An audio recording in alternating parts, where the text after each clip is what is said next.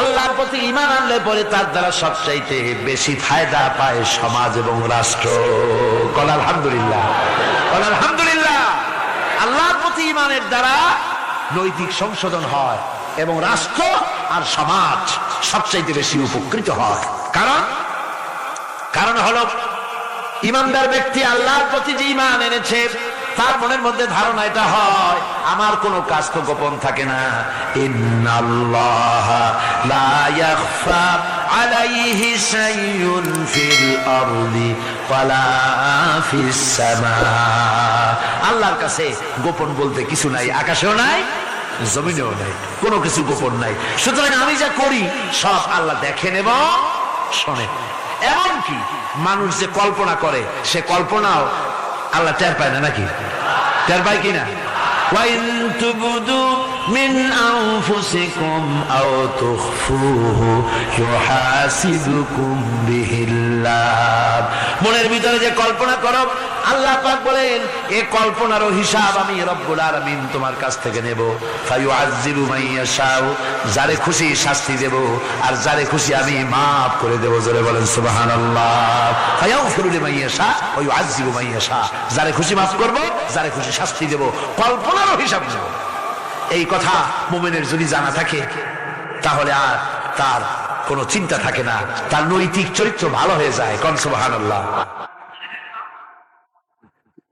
আমার বন্ধুগণ, ঈমানদার লোক আল্লাহর প্রতি ঈমান আসলে পরে সমাজ উপকৃত হয়, রাষ্ট্র উপকৃত হয়ে যায়।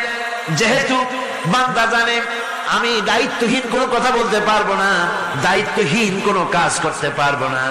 আল্লাহ পাক বলেছেন মা ইয়ালফিযু মিন কাউলিন ইল্লা লাদাইহি রাকীবুন আতীদ।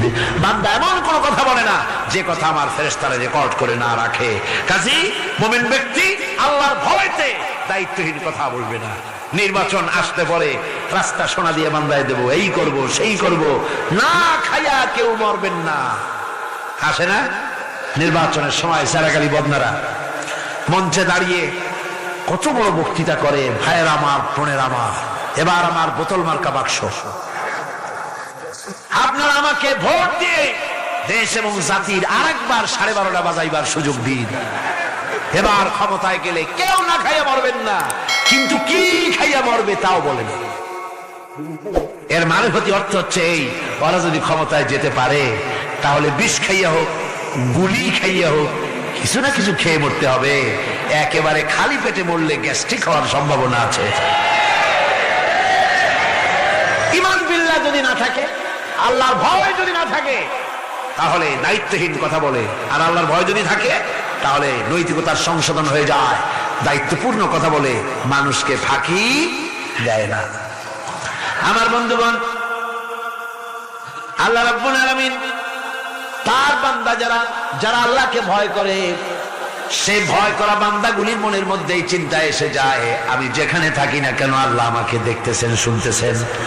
রাতে হোক দিনে হোক যেখানে আছি আল্লাহ আমারে দেখতেছেন। আল্লাহ পাক বলতেছেন ওয়া হুয়া মাআহুম ইয ইউবাইতুনা মা লা ইয়ারদা মিনাল কওলি ওয়া কানা আল্লাহু বিমা ইয়ামালুনা মুহীতা। আল্লাহ পাক বলেন আমি তো আমার বান্দার নিকটে তখনও থাকি যখন সে গোপনে গোপনে রাতের বেলায় আমার মর্জির খেলাফ পরামর্শ করে। আমার মর্জির খেলাফ পরামর্শ করতেছে রাত্রে, আমি তো তখনও কাছে থাকি, ওটা আমি শুনি। ঈমান যদি আসে তাহলে এই সব কাজ থেকে সে বিরত থাকে। সে যদি কম হয় সেখানেও আল্লাহ, বেশিও যদি হয় সেখানেও আল্লাহ। এমন কোন জায়গা আছে নাকি চিটাগংয়ে যেখানে আপনি একটা আকাম করবেন আর আল্লাহ টের পাবে না? কোন আছে নাকি? আচ্ছা চট্টগ্রামে না থাকুক, বাংলাদেশের কোন জায়গা আছে নাকি? পার্বত্য চট্টগ্রামে যত পাহাড় আছে, উঁচু নিচে জায়গা আছে, ওই জায়গায় বোধহয় আছে নাকি? সারা পৃথিবীতে আছে কোথাও? আল্লাহকে ফাঁকি দেওয়ার জায়গা কোথাও? সব স্পষ্ট। আল্লাহ কি ঘুমায় নাকি? ঘুমায়? তার কাছে দিনও যায় রাতও তাই, সমানে তিনি দেখতে পান, শুনতে পান, সবকিছু দেখতে পান, সবকিছু শুনতে পান। তাকে ফাঁকি দেওয়ার কোন উপায় নাই। এই জন্য ৬ষ্ঠ নম্বরের উপকার যেটা হয় সেটা হলো সমাজ উপকৃত হয় ওই মানুষ দিয়ে যার মধ্যে ঈমান আছে। হযরত ওমর রাদিয়াল্লাহু তাআলা আনহু রাতের আধারে শেষ রাত্রে ঘুরতেছিলেন, দেখেন এক বাড়িতে কথা হচ্ছে, কথাবার্তার আওয়াজ পাওয়া যায়, মনে করলেন কোন অসুখ বিসুখ নাকি। ঘরে গিয়ে কান পাচ্ছেন দেওয়ালের সাথে, শুনতে পাচ্ছেন ভিতরে বুড়ি মা তার মেয়েকে বলছে, এই মেয়ে ওঠ, উটের দুধ দোয়াই নিয়ে আসছি, এর মধ্যে পানি মিশা, তারপর সকালে বাজারে নিয়ে যা। মেয়ে বলছে, মা এই কামটা আমি পারবো না। কেন পারবি না? হযরত ওমর ফরমান জারি করেছেন, দুধে পানি মিশাতে নিষেধ করেছেন, কাজে এই কাজটা আমি পারবো না। আরে বেটি, আমিরুল মুমিনিন দেখ এখন কোথায় যায়, ঘুমায় আছে, সে কি দেখতেছে নাকি যে পানি মিশাই নাকি মিশাই? মেয়ে বলতেছে, মা আমিরুল মুমিনিনকে ফাঁকি দেওয়া যেতে পারে, তার পুলিশ বাহিনীকে ফাঁকি দেওয়া যেতে পারে, কিন্তু আল্লাহ রাব্বুল আলামিনের চোখকে ফাঁকি দেওয়া যাবে না।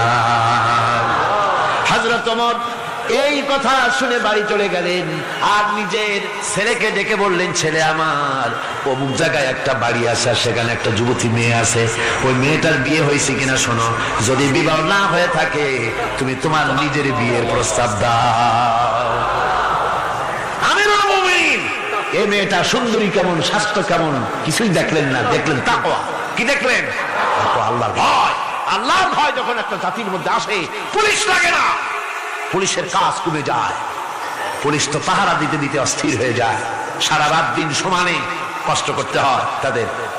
অধ্যাপক মুফিজুর রহমান সাহেব কালকে যে কথাটা বলছিলেন, আসামি পুলিশেরা কত কষ্ট করে জানবাজি করে আসামি ধরে, আর টেলিফোন আসে, হ্যালো কে, চিটাগংয়ের এসপি নাকি? বলে হ্যাঁ। কারে ধরছো? ধরছি তো বল্টু মিয়ারে। ছাড়ো মিয়া, বল্টু আমার দলের লোকটা, তুমি ঠিক পাও নাই, তোমার নাক টাইট দিয়ে দেবে।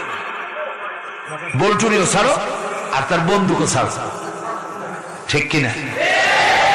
আমার ভাইয়েরা, সুতরাং ঈমান যদি এসে যায় জাতির মধ্যে, পুলিশের দরকার হবে না, পুলিশ দরকার হবে কিন্তু তাদের ডিউটি কমে যাবে, আসামিরা আর অন্যায় কাজ কম করবে।